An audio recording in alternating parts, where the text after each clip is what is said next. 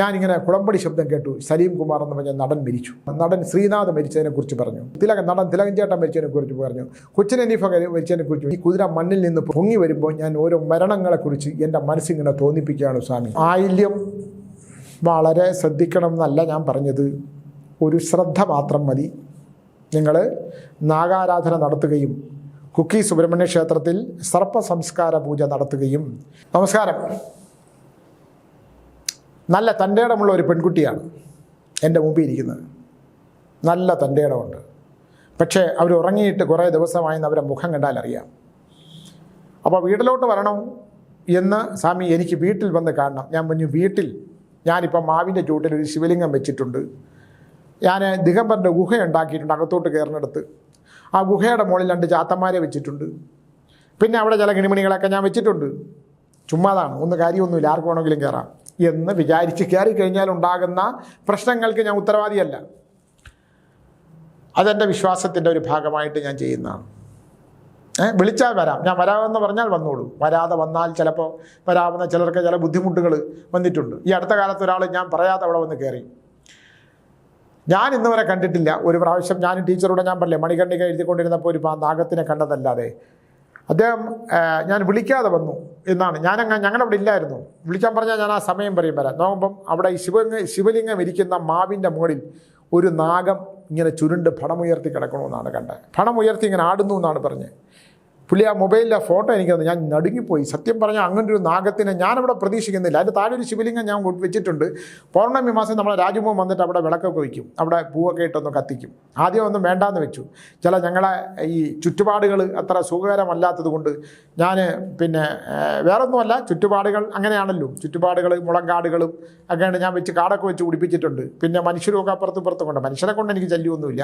പക്ഷെ അവിടെ ചില ശക്തികളുണ്ടെന്ന് എനിക്ക് മനസ്സിലായിട്ടുണ്ട്. ഞാനതുകൊണ്ട് ഈ പൗർണമിയിൽ രാജമോഹൻ വന്നിട്ട് അവിടെ വിളക്കും കാര്യങ്ങളും ഒക്കെ ചെയ്യും.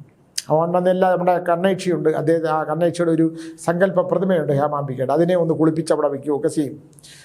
അപ്പോൾ ഈ നാഗം ഇങ്ങനെ ചുറ്റിയിട്ട് ആ പാമ്പിൻ്റെ ഇതിൻ്റെ പുറത്ത് തലകീഴായി കിടന്നു. ഞാൻ ആരോടും പറയാൻ നിന്നില്ല. ഇന്നത് പറയാനുള്ളൊരു കാരണമുണ്ട്. എന്തെന്ന് വെച്ചാൽ, എന്നെ കാണാൻ വന്ന ആ പെൺകുട്ടി വരുമ്പോൾ പെൺകുട്ടി പെട്ടെന്ന് എൻ്റെ അടുത്ത് പറഞ്ഞു, സ്വാമി അയ്യോ എന്നൊരു നിലവിളി കേട്ടു. അപ്പം ഇപ്പോൾ ടീച്ചർ പറഞ്ഞത് ആരാണ്ട് വന്നു എന്ന്. ഞാൻ ഇറങ്ങി നോക്കിയപ്പം ആ വാതിൽക്ക് ഒരു പെൺകുട്ടി പുറകിലോട്ട് മാറി നിൽക്കുവാണ്. ബിന്ദു വന്നിട്ടില്ല ഇന്ന് രാവിലെ, കുറച്ച് ലേറ്റായി. അപ്പോൾ ഞാൻ ഈ മാവിലൊരു പാമ്പ് ഇങ്ങനെ തലകീഴായി കിടക്കണ കണ്ടു എന്നുള്ളതാണ്. പണം ഉയർത്തിയെന്ന് ഞങ്ങൾ നോക്കിയിട്ട് അവിടെ ഒന്നും കണ്ടില്ല. കാന്തൂരിൽ ആശ്രമത്തിലും ഇതാണ്, അങ്ങനെ ഒരു അനുഭവം ഉണ്ടായിട്ടുണ്ട്. പക്ഷെ ഞാൻ കണ്ടിട്ടില്ല. സത്യം പറയാമല്ലോ, ഞാൻ അവിടെ 2 നാഗങ്ങളെ, മിത്രനും ആത്മജനും എന്ന് പറയുന്ന 2 നാഗങ്ങളുണ്ടെന്നും ആ നാഗങ്ങൾ എൻ്റെ സമാധി ഗുഹയ്ക്കകത്താണ് കിടക്കുന്നതെന്നും അവിടെ ഞാൻ കർണേക്ഷിയുടെ പ്രതിഷ്ഠ വയ്ക്കുകയൊക്കെ ചെയ്തിട്ടുണ്ട്. അപ്പോൾ ഈ പെൺകുട്ടിയുടെ വിഷയം എന്താണെന്ന് വെച്ചാൽ, പെൺകുട്ടി ഇത് കണ്ടു എന്ന് പറഞ്ഞു. ഞാനതിനെ അങ്ങ് കളഞ്ഞു. ഞാൻ പറഞ്ഞു തോന്നലാകാം, ഒന്ന് ശിവലിംഗം താഴെ ഉള്ളതുകൊണ്ട് തോന്നലാകാം എന്ന് പറഞ്ഞു. പിന്നെ നാഗങ്ങളുമായിട്ട് എനിക്ക് ബന്ധമുള്ളതുകൊണ്ട് എന്തുകൊണ്ട് നാഗസങ്കല്പത്തിൽ നാഗസാന്നിധ്യത്തിന് അങ്ങനെ കണ്ടു എന്ന് ചോദിച്ചാൽ അതിനൊന്നും ഉത്തരമില്ല. ഇതിപ്പോൾ സ്വാമി അന്ധവിശ്വാസം പടർത്തുകയാണെന്ന് പറഞ്ഞാൽ എനിക്ക് അതിനും ഉത്തരവില്ല. ഞാൻ പറയുന്നതിന് ഒന്നിനും എനിക്ക് ഉത്തരവില്ല. ഞാൻ അങ്ങ് ഉള്ളത് വന്ന് DNA എൻ്റെ പ്രിയപ്പെട്ട പ്രേക്ഷകരോടങ്ങ് പറയുന്നത്. ഇത് നിങ്ങൾ വിശ്വസിക്കണമെന്നില്ല. കാരണം ഇതൊക്കെ പറഞ്ഞ് കേൾക്കുന്നതാണ്, ഞാൻ കണ്ടിട്ടില്ല. അപ്പോൾ പെൺകുട്ടി ഒരു 31 വയസ്സ് വരും പെൺകുട്ടിക്ക്. ഞാൻ ചോദിച്ചു 30 വയസ്സ് കഴിഞ്ഞോ? അതെ 31. അപ്പോൾ ഞാൻ പറഞ്ഞു അതാ 30 വയസ്സ് കഴിഞ്ഞാൽ 31 വയസ്സ്. അപ്പോൾ ഞാൻ ചോദിച്ചു ഇത് വരണം എന്ന് നിർബന്ധം പിടിച്ച് എന്തിനാണ് എന്ന് ചോദിച്ചപ്പോഴാണ് കുട്ടി പറയുന്നത്, അത് ആ പെൺകുട്ടി ഇത് DNA പേര് പറയരുതെന്ന് പറഞ്ഞതുകൊണ്ട് ഞാൻ കുട്ടിയുടെ പേരും കാര്യങ്ങളൊന്നും പറയുന്നില്ല. ഇതിൻ്റെ യഥാർത്ഥത്തിലൊരു സംഭവം എന്താണെന്ന് വെച്ചാൽ, ഈ പെൺകുട്ടി വീട്ടിൽ കിടന്നുറങ്ങുമ്പോൾ, അത് വളരെ ചെറിയ പ്രായത്തിൽ 16 വയസ്സ് പ്രായമുള്ളപ്പോൾ അമ്മൂമ്മയുടെ കൂടെയായിരുന്നു കഴിഞ്ഞിരുന്നത്. അമ്മൂമ്മ മരിച്ചു കഴിഞ്ഞപ്പോൾ ആ തറവാടി അമ്മൂമ്മ ഈ കുട്ടിക്ക് എഴുതി കൊടുത്തു.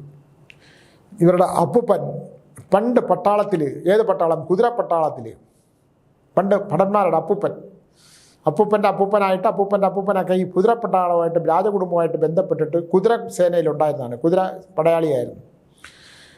അപ്പോൾ ഈ കിടന്നുറങ്ങുമ്പോൾ രാത്രിയാവുമ്പം ഒരു കുതിരക്കുളമ്പടിയുടെ ശബ്ദം കേൾക്കുന്നു. അത് ചെറിയ പ്രായത്തിലേ തുടങ്ങിയതാണ്. ഇപ്പോഴുള്ള പ്രശ്നം എന്ന് പറഞ്ഞാൽ, പെൺകുട്ടിക്ക് 26 വയസ്സ് കഴിഞ്ഞപ്പോൾ ഒരു വിവാഹം നടന്നു. വിവാഹം തീരുമാനമായി, വീട്ടുകാർ വിവാഹം ഉറപ്പിച്ചു. അത് ഒരു പട്ടാളക്കാരനാണ്. പട്ടാളക്കാരൻ വന്ന് കണ്ടു. ആ സൈനിക് സ്കൂളിൽ പഠിച്ചതാണ്. വളരെ ഇഷ്ടമായി, കല്യാണമൊക്കെ തീരുമാനമായി. വിവാഹത്തിൻ്റെ തലേ ദിവസം പെൺകുട്ടിയെ ഇയാൾ ആ വിവാഹത്തിൽ നിന്ന് പിന്മാറി. എന്താണ് കാരണം എന്ന് ചോദിക്കുമ്പോൾ പുള്ളി പറയുന്നു, ഞാൻ ഈ വിവാഹം കഴിക്കരുതെന്നൊരു സ്വപ്നം കണ്ടു. ആ സ്വപ്നത്തിൽ ഒരു കുതിരപ്പുറത്ത് ഒരു രാജകുമാരി വന്ന് അയാളെ എടുത്തുകൊണ്ട് പോയി എന്നാണ്.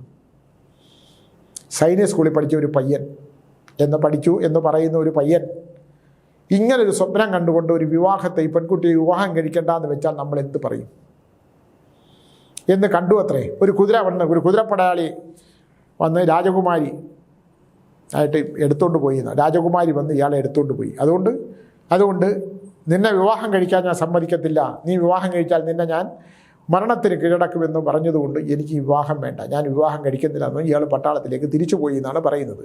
ഇപ്പം പെൺകുട്ടിയുടെ പ്രശ്നം എന്താണെന്ന് വെച്ചാൽ, പെൺകുട്ടി കിടന്നുറങ്ങുമ്പം ഒരു കുതിരയുടെ ശബ്ദം കേൾക്കും. ഒരു കുതിര ഇങ്ങനെ പാഞ്ഞു പോവുകയാണ്. എന്നിട്ട് മണ്ണിനിടയിൽ നിന്നൊരു കുതിര ഇങ്ങനെ ഉയർത്തെഴുന്നേറ്റ് വരുന്നു, ഒരു കരുത്തനായ കുതിര. ഞാൻ ചോദിച്ചാൽ കുതിരയുടെ കൂടെ ആരെങ്കിലുമായിട്ടുണ്ടോ? ആരുമില്ല. പക്ഷേ കുതിര, മണ്ണിൻ്റെ ഇടയിൽ നിന്ന് കുതിര ഉയർന്നു വരുന്ന ഒരു സംഭവം കേൾക്കുകയാണ്. ഞാൻ ഇത് ഇവിടെ എത്ര കാലമായി, ഇത് എല്ലാ പൗർണമിയിലോ അമാവാസിയിലോ ഞാൻ ഈ സ്വപ്നം കാണും. എനിക്ക് ഈ സ്വപ്നം ഭയമാണ്. ഇപ്പോൾ എനിക്ക് ചില നേരങ്ങളിൽ ഈ കുതിരയുടെ കുളമ്പടി ശബ്ദം ഇങ്ങനെ കേൾക്കുന്നതിൻ്റെ അന്ന് ഞാൻ എന്തെങ്കിലും മരണ വാർത്ത കേൾക്കും. ഞാൻ കഴിഞ്ഞ ദിവസം ഈ മരണ വാർത്ത കേട്ടു. ഞാനിങ്ങനെ കുളമ്പടി ശബ്ദം കേട്ടു, സലീം കുമാർ എന്ന് പറഞ്ഞ നടൻ മരിച്ചു. പിന്നെ അങ്ങനെ പുള്ളി ഓരോ മരണവും പറഞ്ഞു. ഓരോ മരണം, ശ്രീനാഥിൻ്റെ മരണം എത്രയോ വർഷങ്ങൾക്ക് മുമ്പാണ് നടൻ ശ്രീനാഥ് മരിച്ചതിനെക്കുറിച്ച് പറഞ്ഞു. പിന്നെ അങ്ങനെയുള്ള ഓരോ മരണങ്ങളെക്കുറിച്ച്, നടൻ തിലകൻ ചേട്ടൻ മരിച്ചതിനെക്കുറിച്ച് പറഞ്ഞു, കൊച്ചിൻ ഹനീഫ മരിച്ചതിനെക്കുറിച്ച് പറഞ്ഞു. സിനിമയായിട്ട് ബന്ധമുള്ള ചില മരണങ്ങൾ ഈ കുതിര മണ്ണിൽ നിന്ന് പൊങ്ങി വരുമ്പോൾ ഞാൻ ഓരോ മരണങ്ങളെക്കുറിച്ച് എൻ്റെ മനസ്സിങ്ങനെ തോന്നിപ്പിക്കുകയാണ് സ്വാമി. ഞാൻ കുറേ നേരം ഞെട്ടി ഇങ്ങനെ മിണ്ടാതിരുന്നു. ഇനി ഞാനെങ്ങാനും, എനിക്ക് പ്രശ്നമില്ല, ടീച്ചറിനെ ഉള്ളു പ്രശ്നം. ഞാൻ സമാധി ഗുഹ ഉണ്ടാക്കി വെച്ചിട്ടുണ്ട്. കാന്തല്ലൂർ ഭാഗത്തൊക്കെ ആണെങ്കിൽ അങ്ങോട്ട് എടുത്ത് വെച്ച് മണ്ണ് പൂശിയാൽ മതി, മണ്ണ് അതെല്ലാം റെഡിയാക്കി വെച്ചിട്ടുണ്ട്. പക്ഷേ അത് തോന്നിക്കും. ആ തോന്നിക്കുന്നതിൻ്റെ അന്ന് പ്രശസ്തരായ ആർക്കെങ്കിലും മൃത്യു സംഭവിക്കും എന്നുള്ളതാണ്. അപ്പോൾ എനിക്കത് ഭയങ്കര ഒരു അത്ഭുതമായിട്ട് തോന്നി. കാരണം ഇത് എങ്ങനെ സംഭവിക്കുന്നു എന്നുള്ളതാണ്. അപ്പോഴാണ് ഞാൻ ഇതിൻ്റെ ഒരു പൂർവ്വജന്മം എടുത്ത് ഞാനിതിനെ പരിശോധിക്കണം എന്നുണ്ട്. ഇതൊരു ചെറിയ കാര്യമല്ല. പക്ഷേ ഞാൻ ആ പെൺകുട്ടിയുടെ വിരലുകളൊക്കെ ഇങ്ങനെ വെറുതെ നോക്കി. ഞാൻ വിരലൊന്ന് കാണട്ടെ. നല്ല നീണ്ട വിരലുകളാണ്, നീണ്ട നാസികയാണ്, കണ്ണുകൾക്കെല്ലാം പ്രത്യേകമുണ്ട്. ഒരു സാധാരണ നോർമൽ പെൺകുട്ടിയല്ല. ആ പെൺകുട്ടി ഒരു ഗന്ധർവനുമായിട്ട് ബന്ധപ്പെട്ട് എന്തോ ഒരു വിഷയമുണ്ട്. ഒരു നോർമൽ പുരുഷൻ ആ പെൺകുട്ടിയെ കല്യാണം കഴിക്കാൻ പറ്റില്ല, അത് ഉറപ്പായിട്ടുള്ള കാര്യമാണ്. പിന്നെ രണ്ട്, ഈ പെൺകുട്ടി കിടക്കുന്നു എന്ന് പറഞ്ഞാൽ അപ്പൂപ്പൻ കുതിരസേനയിലൊക്കെ ആയിരുന്നല്ലോ, ഏതോ രാജകുടുംബമായിട്ടൊക്കെ ബന്ധമുണ്ടായിരുന്നതാണ്. ഏതോ ഒരു കരുത്തനായിട്ടുള്ള കുതിരയെ അടക്കം ചെയ്തതുമായിട്ട് ബന്ധപ്പെട്ട സ്ഥലത്താണ് ഈ പെൺകുട്ടി ജനിച്ചിരിക്കുന്നത്. അപ്പം ഞാൻ ചോദിച്ചു എവിടെയാണ് ജനിച്ചത്? അപ്പോൾ ഇങ്ങനെ സ്ഥലം പറഞ്ഞു. അപ്പോൾ ഈ അപ്പൂപ്പൻ്റെ ഒരു പടം കിട്ടാൻ മാർഗമുണ്ടോ? അപ്പോൾ പറഞ്ഞ് അപ്പൂപ്പൻ്റെ പടം എല്ലാം സംഘടിപ്പിച്ചുകൊണ്ട് വരാമെന്ന് പറഞ്ഞിട്ടുണ്ട്. അപ്പോൾ ഞാനിത് പറഞ്ഞതിൻ്റെ അർത്ഥം, നമ്മുടെ ശാസ്ത്രം എത്രയൊക്കെ വളർന്നെന്ന് പറഞ്ഞാലും ഇത്തരത്തിലുള്ള ചില വിഷയങ്ങൾ ഇല്ലേ, ഇത്തരത്തിലുള്ള കാര്യങ്ങളെ നമ്മൾ എങ്ങനെയാണ് തള്ളിക്കളയാൻ പറ്റുക? പെൺകുട്ടിയിലൊന്നും വലിയ വിശ്വാസമൊന്നുമുള്ള ആളല്ല. ഞാനിത് നമ്മുടെ DNA ചാനൽ അപ്രതീക്ഷിതമായി കണ്ടു. അപ്പോൾ എല്ലാ ഇതും കണ്ടു. പിന്നെ മാതൃഭൂമിയിൽ പോയിട്ട് പുസ്തകങ്ങളൊക്കെ വായിക്കാമെന്ന് പറഞ്ഞു. അപ്പോൾ കണ്ടിട്ടാണ് എന്നെ വിളിക്കുകയും വരികയൊക്കെ ചെയ്തത്. ഞാൻ ഭക്ഷണമൊക്കെ കഴിച്ചിട്ട് പോകാൻ പറഞ്ഞു. പക്ഷെ അതിനൊന്നും കുട്ടി തയ്യാറായില്ല. എന്തോ ഒരു പ്രത്യേകതയുള്ള പെൺകുട്ടിയാണ്. അത് പോയി കഴിഞ്ഞതിന് ശേഷമാണ് ടീച്ചർ ഗുളിയൊക്കെ ഇറങ്ങി കഴിഞ്ഞപ്പോൾ ഞാൻ ഇത്തരത്തിലൊരു വർത്തമാനം പറഞ്ഞു. ഞാൻ ഇങ്ങനെ ഒരു സംഭവം ഉണ്ടായി എന്ന് പറഞ്ഞത്. അവർക്കൊന്ന് കാണണമെന്ന് ആഗ്രഹം. ടീച്ചർ സാധാരണ വന്ന് ഇറങ്ങിയൊന്നും കാണുമൊന്നുമില്ല.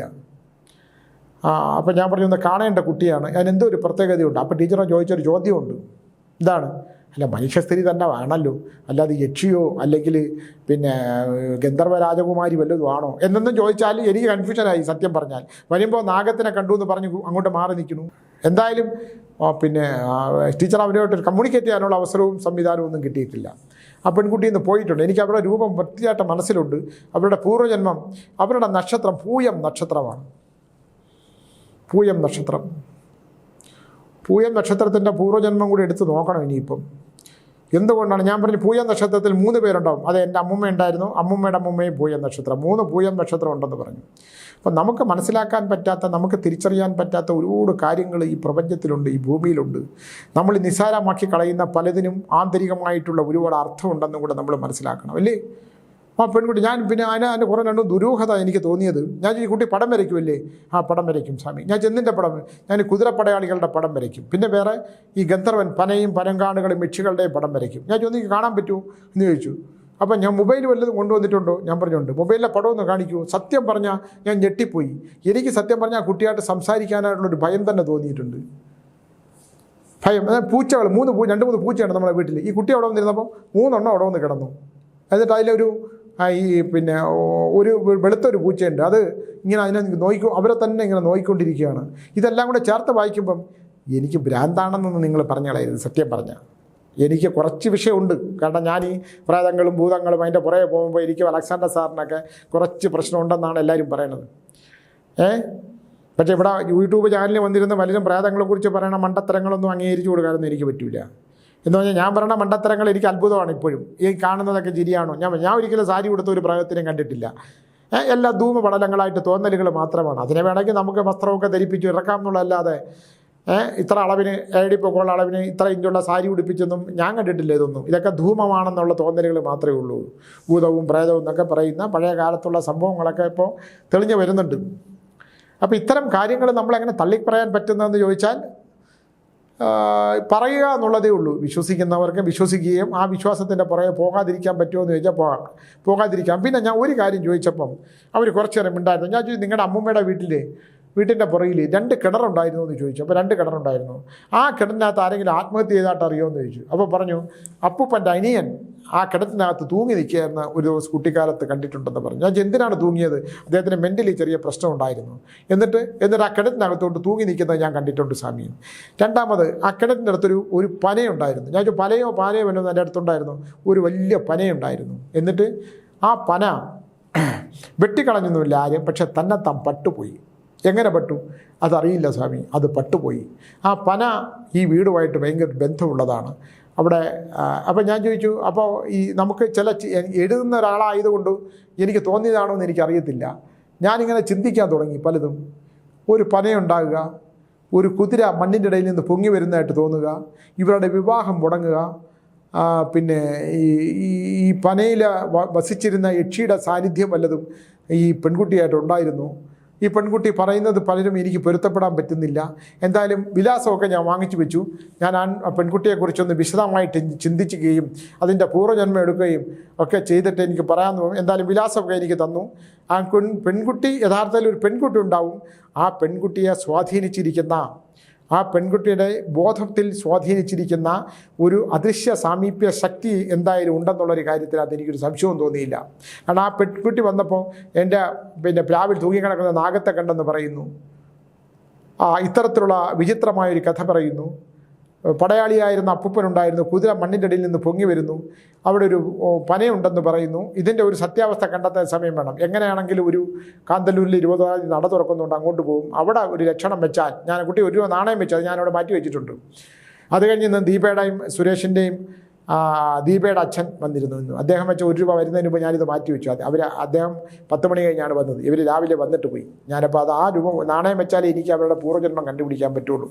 പൂയം നക്ഷത്രത്തിൽ ജനിച്ച കുട്ടിയുടെ പൂർവ്വജന്മം എനിക്ക് കണ്ടുപിടിക്കാൻ കഴിഞ്ഞാൽ എൻ്റെ പ്രേതാത്മാവിൻ്റെ കഥയിലെ ഞാൻ ചോദിച്ച മൊബൈൽ നമ്പർ അത് വേണ്ട സ്വാമി, ഞാൻ വിളിച്ചോളാം. ശരി, ഞാൻ നിർബന്ധിക്കാൻ നിന്നില്ല. അപ്പോൾ ഇത് ഞാൻ എന്നാൽ എൻ്റെ ഒരു അബദ്ധത്തിന് അവരെന്നെ വിളിച്ചപ്പോൾ അവർ ലാൻഡ് ഫോണിലാണ് വിളിച്ചത്. എൻ്റെ വീട്ടിലെ ലാൻഡ് ഫോണിലാണ് എന്നെ വിളിച്ചത്. അവർ വളരെ ബുദ്ധിമതിയാണ് എന്നെ. കാരണം ഇതൊന്നും പറയാനുള്ള ഒരു സാഹചര്യം അവരേക്ക് തന്നില്ല. ഞാൻ പറഞ്ഞു ഇത് പറയും, ഞാൻ ഇന്നത്തെ വീഡിയോ ഞാനിത് പറയും. പക്ഷേ ഞാൻ ഒരിക്കലും ഇത് മറ്റൊരു കഥ, നിങ്ങളുടെ പേര് പറയില്ല, പക്ഷേ എനിക്ക് നിങ്ങളെക്കുറിച്ച് അറിയണം. അപ്പോൾ അവളിങ്ങനെ ഒരു ചിരിച്ചു. ആ ചിരിക്കകത്ത് ഒരു അർത്ഥമുണ്ട്. എന്നാൽ എടാ വിഡ്ഢിത്തം DNA ചാനലിൽ വന്നിരുന്ന വിഡ്ഢിത്തം പറയുന്ന മഹാവിഡ്ഢി, നീ എന്നാൽ എന്നെക്കുറിച്ചൊന്ന് പറയടാ എന്നുള്ള അർത്ഥത്തിലുള്ള ചിരിയും എനിക്ക് മനസ്സിലായി. ഈ താടിക്കൊരു മൂർച്ചയുണ്ട് ഇവിടെ. നമ്മൾ അഭിരാമി എന്നൊരു നടിയുണ്ടല്ലോ, അവരുടെ താടിയിലുള്ള മൂർച്ച പോലെയാണ്. കണ്ണുകൾക്ക് നല്ല തിളക്കമുണ്ട്. ഈ മുടികൾക്ക് ചെറിയ ചെമ്പിച്ച നിലനാറുണ്ടോ എന്ന് ഇതൊക്കെ എൻ്റെ തോന്നലാവും. എൻ്റെ ഭ്രാന്തൻ ചിന്തകൾ അതിലേട്ടൊക്കെ കടന്നുപോയി.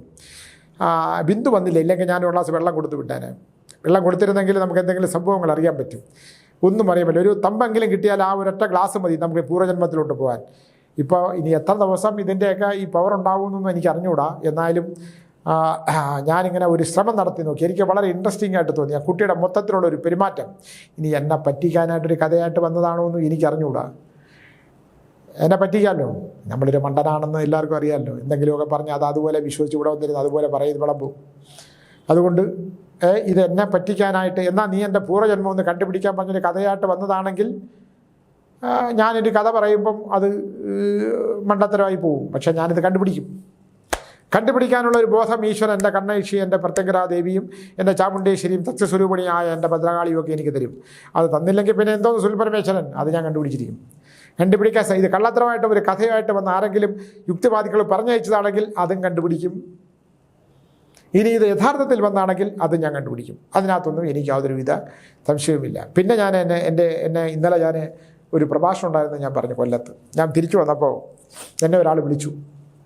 അതിന് മുമ്പ് വിളിച്ചതാണ്, ഞാൻ പറഞ്ഞതുമാണ്. എന്താണ്, അവരുടെ അപ്പൂപ്പൻ മഹാമാന്ത്രികനായ ഒരാൾ കുറേ താളിയോലക്കെട്ടുകൾ, മാന്ത്രിക താളിയോലക്കെട്ടുകൾ, കൊട്ടാരമൊക്കെ ആയിട്ട് ബന്ധപ്പെട്ട താളിയോലക്കെട്ടുകൾ, ആ കെട്ടുകൾ തൻ്റെ വംശത്തിന് നോക്കാൻ ആളില്ല എന്ന് പറഞ്ഞ് കുറേ താളിയോലക്കെട്ടുകൾ അദ്ദേഹം ഭൂമിക്കടിയിൽ എവിടെയോ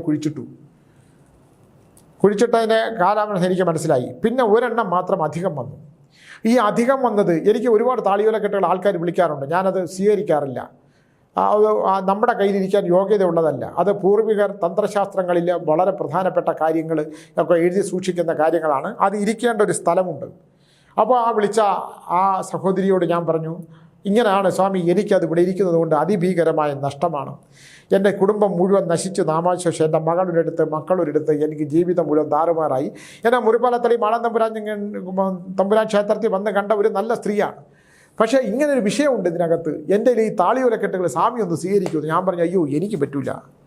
ഞാനും ടീച്ചറും 2-3 പൂച്ചകളും കുറച്ച് മരവും കിളികളും പൂച്ചയൊക്കെ ആയിട്ട് ജീവിച്ചുകൊണ്ടിരിക്കുകയാണ്, മീനുകളും ഒക്കെ ആയിട്ട്. എനിക്കിതൊന്നും ആവശ്യമില്ല. ഇതെല്ലാം തന്നെ ആഗ്രഹങ്ങളുള്ളവർക്കുള്ളതാണ്. അപ്പോഴാണ് അവർ സത്യം പറഞ്ഞത്. ആറ്റിങ്ങലങ്ങാണ്ടുള്ള ഒരു ജ്യോത്സ്യൻ, ഒരു മഹാനായ പണ്ഡിതൻ, ഞാൻ പേര് കേട്ട് ഞെട്ടിപ്പോയി. അദ്ദേഹം പോയിട്ടൊരു പൂജകളൊക്കെ ചെയ്തിട്ട് അതിലെ താളിയോലക്കെട്ടുകളിൽ എന്തോക്കെ കിണിമണികളൊക്കെ ചെയ്തു. എന്തായാലും അദ്ദേഹം അത് സ്വന്തമാക്കാൻ ശ്രമിക്കുകയോ അതിൻ്റെ എന്തോ കാര്യങ്ങളോ ഒക്കെ ചെയ്തിട്ട് അദ്ദേഹത്തിൻ്റെ അതിഭീകരമായ ദോഷകാലത്തിലേക്ക് പോയി പെട്ടു എന്നുള്ളതാണ് അറിയാൻ കഴിഞ്ഞത്. അതങ്ങനെയൊന്നും എടുക്കാൻ കാണില്ല. ഇന്നലെ രാത്രി ഞാൻ എൻ്റെ സത്യാവസ്ഥ കണ്ടുപിടിച്ചു. ഇന്നിനിപ്പോൾ അവർ വിളിക്കുമ്പോൾ പറയണം, വിളിക്കുകയാണെങ്കിൽ അത് ഒരു ഭദ്രകാളിയുടെ സാന്നിധ്യത്തെ ആക്കിയാണ് അദ്ദേഹം വെച്ചേക്കുന്നത്. ഈ താന്ത്രികനായി മരിച്ചുപോയ ഒരാൾ മർദ്ദഭദ്രകാളി എന്ന് പറഞ്ഞാൽ മറിച്ചിട്ട് കളയും. മനുഷ്യനെ ഇങ്ങനെ മറിച്ചങ്ങിടും. അവന് തല വെക്കാൻ പറ്റില്ല. മല തെറിഞ്ഞാൽ ആ തലയെടുത്ത് വീണ്ടും മറിച്ചിടും. അതാണ് മർദ്ദഭദ്രകാളി. കാളികാളി കൊടുങ്കാളി കരിങ്കാളി അധർവണ ഭദ്രകാളി. അതിന് മർദ്ദഭദ്രകാളി ഓമോം ഭൈരവി അട്ടകാസ്തിനി സ്ഥൂലജങ്കിനി ശത്രുവിലാശിനി സംഹാരമൂർത്തി സുകുമാരമൂർത്തി ശൂലം കപാലം വട്ടകയും വാളും തൃക്കയിൽ പിടിച്ച് എന്ന് പറഞ്ഞിട്ടൊരു വലിയ മന്ത്രമാണ് മർദ്ദഭദ്രകാളിയുടെ. ആ മർദ്ദഭദ്രകാളിയെ സാന്നിധ്യമാക്കിക്കൊണ്ട് ഇതവിടെ വെച്ചതാണ്. അത് ആര് എടുക്കാനും തൊടാനും പറ്റില്ല. ഈ ഭദ്രകാളിയെ സാന്നിധ്യമാക്കി ഭദ്രകാളി ചവിട്ടി പിടിച്ചേക്കുകയാണത്. അപ്പോൾ ഇതിനുള്ള പരിഹാരം എന്താണെന്ന് വെച്ചാൽ, ഞാൻ ഇന്നിപ്പോൾ അവർ വിളിക്കുമ്പോൾ പറയും, ഇല്ലെങ്കിൽ എൻ്റെ അടുത്ത് ഇവിടെ 10-ാം തീയതി മുതൽ 15-ാം തീയതി വരെ ഉണ്ട്. വരുമ്പോൾ ഞാൻ പറയും, വരാൻ പറഞ്ഞിട്ടുണ്ട്. അവിടെ ഈ ഭദ്രകാളിക്ക് വേണ്ടി ഒരു തറ കെട്ടി ആ ഭദ്രകാളിയെ അവിടെ പ്രതിഷ്ഠിച്ച് ആ ഭദ്രകാളിയുടെ അടിയിൽ ഇത് സ്വർണ്ണ തളിക പോലുള്ള തളികയോ ചെമ്പിലോ ഉണ്ടാക്കി ഈ തന്ത്ര താളിയോലക്കെട്ട് ഇതിനകത്ത് വെച്ച് ഈ ഭദ്രകാളിയുടെ ഈ പീഠത്തിൻ്റെ അടിയിൽ വെക്കണം. ഇതേ ഉള്ളു മാർഗം. ഇത് മനുഷ്യനായിട്ട് ആരെങ്കിലും എടുത്തുകൊണ്ട് പോയാൽ അവൻ്റെ ജന്മം നശിച്ചു എന്ന് പറഞ്ഞാൽ മതി. ആ ജ്യോത്സ്യൻ എന്തുകൊണ്ടോ മരണമോ മരണതുല്യമായ അവസ്ഥയോ മരണാവസ്ഥയിൽ നിന്ന് ചിലപ്പോൾ കരകയറിയിട്ടുണ്ടാവും. ഇത് മാത്രമേ ഞാൻ പറയുന്നുള്ളൂ. ഇതാണ് അതിനുള്ള പരിഹാരം. അവർ വരുമ്പോൾ ഞാനത് പറഞ്ഞു കൊടുക്കും. ഒന്ന്, ആയില്യ നക്ഷത്രം നാഗങ്ങളുടെ നക്ഷത്രമാണ്. ആയില്യം വളരെ ശ്രദ്ധിക്കണം എന്നല്ല ഞാൻ പറഞ്ഞത്, ഒരു ശ്രദ്ധ മാത്രം മതി. നിങ്ങൾ നാഗാരാധന നടത്തുകയും കുക്കി സുബ്രഹ്മണ്യ ക്ഷേത്രത്തിൽ സർപ്പസംസ്കാര പൂജ നടത്തുകയും നാഗങ്ങളെ പ്രാർത്ഥിക്കുകയും നാഗങ്ങൾക്ക് വിളക്ക് വയ്ക്കുകയും നാഗങ്ങളെ ആരാധിക്കുകയും തിരുനാഗേശ്വരം ക്ഷേത്രം, തഞ്ചാവൂർ കുംഭകോണത്തെ തിരുനാഗേശ്വരം ക്ഷേത്രത്തിൽ പോയിട്ട് ആ നാഗപരിഹാരങ്ങൾ ചെയ്യുകയും പാപനാശം കുംഭകോണത്തെ പാപനാശത്തിലെ 108 ശിവലിംഗത്തിൽ പോയി പാലും പൂക്കളും കൊണ്ട് അഭിഷേകം നടത്തുകയും വേണം. ആയില്യം നക്ഷത്രക്കാർ ജയിച്ചാൽ ഈ കടുത്ത 1 വർഷത്തേക്ക് അവർക്കുണ്ടാകുന്ന ഒരു മാറ്റം വളരെ വളരെ വളരെ മാറ്റമാണ്. മനസ്സ്, ശരീരം, കർമ്മം. മനസ്സുകൊണ്ടും മനസ്സ് സ്ഥിതി ചെയ്യുന്ന ശരീരത്തിനും ശരീരം കൊണ്ട് ചെയ്യുന്ന കർമ്മത്തിനും മാത്രമല്ല ധനത്തിനും പിന്നെ ഉദ്യോഗ കയറ്റത്തിനും ബോധത്തിനും ഓർമ്മക്കുറവുണ്ടെങ്കിൽ ഓർമ്മക്കുറവിനും എല്ലാം പരിഹാരം ഏതാണ്? തഞ്ചാവൂർ കുംഭകോണത്തെ തിരുനാഗേശ്വരം ക്ഷേത്രത്തിലുള്ള പരിഹാരക്രിയകൾ ചെയ്യുകയും തഞ്ചാവൂർ കുംഭകോണത്തെ 108 ശിവലിംഗത്തിൽ ആ ശിവലിംഗം ഉണ്ടാക്കിയത് സീതാദേവിയാണ്. സീതാദേവി ഉണ്ടാക്കിയ 108 ശിവലിംഗമാണ്. ആ ശിവലിംഗത്തിൽ ഹനുമാസ്വാമി കൊണ്ടുവച്ച് വലിയ ശിവലിംഗം പ്രത്യേകിച്ചിരിപ്പുണ്ട്. അതിൽ പാലഭിഷേകവും പുഷ്പം കൊണ്ടുള്ള അഭിഷേകവും ഒക്കെ നടത്തി കഴിഞ്ഞാൽ അടുത്ത വരുന്ന 12 മാസത്തേക്ക് നിങ്ങൾക്ക് ഒരു വലിയ മാറ്റം ഉണ്ടാകും. അത് ഈ ആയില്യം നക്ഷത്രക്കാർക്ക് മാത്രമാണ് ഈ പൂർവ്വജന്മത്തിൽ നിന്നുള്ള സുഹൃതമായിട്ട് കാണുന്നത്. നിങ്ങൾക്ക് ഒരു ദോഷങ്ങളും അല്ലാതെ വരില്ല. അതുകൊണ്ട് എപ്പോഴെങ്കിലും സാമ്പത്തികമായി മേന്മയുള്ളവർ, ആയില്യം നക്ഷത്രത്തിൽ ജനിച്ചവർ, ആ ദോഷദുരിതങ്ങൾക്കുള്ള പരിഹാരം മാത്രമല്ല, അതൊരു ഭയങ്കരമായിട്ടുള്ള അനുഗ്രഹമാണ്. എന്നിട്ട് രാമേശ്വരം കടലിൽ നിന്ന് വെള്ളം കൊണ്ടുവന്ന് നിങ്ങൾ വസിക്കുന്ന സ്ഥലത്ത്, എവിടെയാണോ നിങ്ങൾ വസിക്കുന്നത് ആ വസിക്കുന്ന സ്ഥലത്തിൻ്റെ ചുറ്റും രാമേശ്വരത്തെ വെള്ളം കൊണ്ടുവന്നും കൂടെ തളിച്ചു കഴിഞ്ഞാൽ നാഗങ്ങളുടെ അനുഗ്രഹം കിട്ടും. ഒരു സംശയവും വേണ്ട. നിങ്ങൾക്ക് വേറെ ഒരു കർമ്മങ്ങൾ ഇവിടുത്തെ ഒന്നും ചെയ്യേണ്ട ആവശ്യമില്ല. എപ്പോഴെങ്കിലും ഒരു അമ്പലത്തിൽ പോയാൽ പുള്ളുവന്മാർ പാടുന്നുണ്ടെങ്കിൽ അത് വലിയ ഗുണമൊന്നുമില്ല. കാരണം അവർ മനസ്സറിഞ്ഞ് പാടില്ല. എന്നിട്ട് വിളിച്ച് പറയും ഇത് പാടുന്നവന് എന്നെ ദോഷം മുഴുവൻ. പാടുന്നവൻ ആറിലൊന്ന് ദോഷമാണ്. പുള്ളുവൻ പാടുന്നവരൊന്നും ദോഷം, അവർക്ക് ഭയങ്കര ദോഷം വരും. അപ്പോൾ അത് നന്നായിട്ട് പാടുന്നവർക്കെല്ലാം അതിനകത്തുള്ള വിഷയങ്ങളുണ്ട്. ഞാൻ അതിലേക്ക് കടക്കുന്നില്ല, പോട്ടെ. അപ്പോൾ അതുകൊണ്ട് ഈ പുള്ളുവൻ പാട്ട് പാടിച്ചില്ലെങ്കിൽ പോലും നാഗംകളം ഏതെങ്കിലും അമ്പലത്തിലെ സർപ്പക്കളം വരച്ച് ഉള്ള പൂജ പരിഹാരങ്ങളുണ്ടെങ്കിൽ അവിടെ ഈ പുള്ളുവന്മാരുടെ പുള്ളോത്തിൻ്റെ അടുത്ത് ചെന്നാൽ അവർക്ക് ദക്ഷിണ കൊടുത്താൽ അവർ പുള്ളുവൻ കുടം കൊണ്ടൊന്ന് ഒഴിഞ്ഞു തരും. അത് നമുക്ക് ഈ ആയില്യം നക്ഷത്രക്കാർക്ക് വലിയ ഗുണകരമായ മാറ്റങ്ങളുണ്ടാകും. അടുത്ത 1 വർഷത്തേക്കുള്ള ഫലമാണ്, 30 ദിവസത്തേക്കുള്ള ഫലമല്ല. ആയില്യം നക്ഷത്രക്കാർക്ക് പിന്നെ ശ്രദ്ധിക്കേണ്ടത്, നിങ്ങളെ കൈപ്പത്തി എപ്പോഴും, നമ്മളെ ഫണമാണ് നാഗത്തിൻ്റെ ഫണം, കൈപ്പത്തി മുറിയാതെ സൂക്ഷിക്കണം. നിങ്ങളെ കൈ മുറിഞ്ഞു കഴിഞ്ഞാൽ, എന്തെങ്കിലുമൊക്കെ എടുക്കുമ്പോൾ മുറിഞ്ഞു കഴിഞ്ഞാൽ നാഗത്തിന് മുറിവേൽക്കുന്ന പോലെയാണ്. ആയില്യം നക്ഷത്രത്തിൽ അങ്ങനെ വെറുതെ ഒരാളൊന്നും ജനിക്കില്ല. ആയില്യം നക്ഷത്രം ജനിക്കുന്നതിന് ഒരുപാട് കാരണങ്ങളുണ്ട്. ആയില്യം നക്ഷത്രം ജനിക്കുന്ന കുട്ടികൾ ഒരുപാട് വിവാഹപ്രായമാവാൻ നിൽക്കരുത്, ഒരുപാട് പഠിപ്പിച്ച് നിൽക്കാൻ നിൽക്കരുത്. ഒരു 10, 22, 23 വയസ്സാകുമ്പോൾ തന്നെ വിവാഹ യോഗങ്ങളിൽ ഉത്തമമായ ദാമ്പത്യം കണ്ടെത്തി ജാതി മതമൊന്നും നോക്കേണ്ട ആവശ്യമില്ല. അത് എൻ്റെ അഭിപ്രായമാണ് എന്ന് വിചാരിച്ച് എന്നെ തല്ലാൻ ആരും വരണ്ട. അതൊക്കെ നടത്തി കഴിഞ്ഞാൽ നല്ല ഉത്തമമായിട്ടുള്ള ഒരു ഈ നാഗലോകത്തു നിന്നുള്ള അനുഗ്രഹമുള്ള കുഞ്ഞുങ്ങളെ സമൂഹത്തിൽ സൃഷ്ടിക്കാൻ പറ്റും. അത് വളരെ അനുഗ്രഹമാണ്. അതുകൊണ്ട് തിരുനാഗേശ്വരം ക്ഷേത്രത്തിലുള്ള പരിഹാരങ്ങളും തഞ്ചാവൂർ കുംഭകോണത്തെ പാപനാശത്തിലെ 108 ശിവലിംഗത്തിലും ആയില്യം നക്ഷത്രക്കാർ പരിഹാരങ്ങൾ ചെയ്യണം. അവർക്കുണ്ടാകുന്ന മാറ്റം ഒരു ജ്യോതിഷത്തിലും നിങ്ങൾ പോകേണ്ട ആവശ്യമില്ല, ഒരു ക്ഷേത്രത്തിനും പോകേണ്ട ആവശ്യമില്ല. ഇത് രണ്ടും മാത്രം ചെയ്തു കഴിഞ്ഞാൽ ഉണ്ടാകുന്ന മാറ്റത്തിന് അതിഗംഭീരമായ മാറ്റം ഉണ്ടാവും. ആയില്യം നക്ഷത്രക്കാർ ഭയക്കേണ്ട ആവശ്യമില്ല, അയൽക്കാരെ ഭയക്കേണ്ട ആവശ്യമില്ല. ഒരു ദുഷ്ടശക്തികളെയും അദൃശ്യ സാമീപ്യ ചൈതന്യ ശക്തികളെയും നിങ്ങൾ ഭയക്കേണ്ട. നാഗങ്ങളുടെ ചൈതന്യം മാത്രം നിങ്ങളിലേക്ക് ഒരു അനുഗ്രഹമായിട്ട് വന്നു ചേരും. അതുകൊണ്ട് എല്ലാ ആയില്യം നക്ഷത്രക്കാർക്കും ഉത്തമമായിട്ടുള്ള ജീവിതം ഉണ്ടാകട്ടെ എന്ന് പറഞ്ഞുകൊണ്ട് ഞാൻ നിർത്തുകയാണ്. ഞാൻ കുറ്റങ്ങളൊന്നും പറയാതെ പറയുന്നതുകൊണ്ട് എനിക്ക് ഭയങ്കര അത്ഭുതമാണ് ആയില്യം നക്ഷത്രക്കാർക്ക്. അതുകൊണ്ട് ആയില്യം നക്ഷത്രക്കാർക്ക് എല്ലാവിധ സദ്ഗുണങ്ങളും നിങ്ങളും കൂടെ ചിന്തിക്കണം. നിങ്ങളുടെ നല്ല ഗുണങ്ങൾ തെറ്റ് ചെയ്യാതിരിക്കണം, ഇത് തെറ്റാണെന്ന് തിരിച്ചറിയണം, നല്ല ഗുണങ്ങൾ ഉണ്ടാകട്ടെ എന്ന മനസ്സിൽ ഈശ്വര ഭഗവാനെ, നാഗങ്ങളെ, മഹാ അനന്തൻ വാസിയും ശേഷനും പത്മനാഭനും നെഞ്ചനും കമ്പലനും ശംഖുപാലനും ദ്രദാക്ഷനും ഒക്കെ ഉൾപ്പെടെയുള്ള കാർക്കോടകനൊക്കെ ഉള്ള മഹാനാഗങ്ങളെ, നാഗേക്ഷിയെ, നാഗരാജാവേ, നാഗേക്ഷി നാഗരാജാവും ഭാര്യയും ഭർത്താവുമല്ല, സഹോദരി സഹോദരങ്ങളാണ്, എന്നെ കാത്തോണേ എന്ന് പറഞ്ഞ് പ്രാർത്ഥിച്ചാൽ എല്ലാവിധ അനുഗ്രഹങ്ങളും ഉണ്ടാകുമെന്ന് പറഞ്ഞുകൊണ്ട് നിർത്തുകയാണ്. നന്ദി, നമസ്കാരം.